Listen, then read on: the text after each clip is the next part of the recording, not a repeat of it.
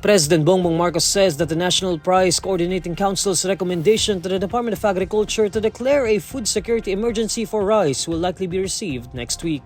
In an ambush interview in Leyte on Friday, January 17, Marcos was asked to comment on the proposed food crisis declaration of the Department of Agriculture.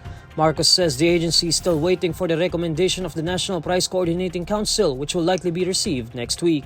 In a palace briefing on Thursday, January 16, Agriculture Secretary Francisco Tiu Laurel Jr. said they are now awaiting the full recommendation from the National Price Coordinating Council, which urges the declaration of a food security emergency for rice before granting it a go signal. While Laurel noted that it is the Department of Agriculture that will approve or deny the recommendation, he will present it to Marcos once he receives it.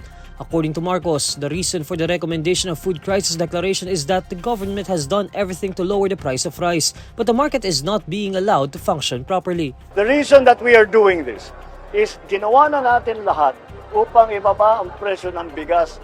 Ngunit the market is not being allowed to work properly. Hindi nasusundan ang demand and supply curve dahil hanggang ngayon, kahit ibaba mo lahat ng inputs, ang pagbenta pa rin, mataas pa rin.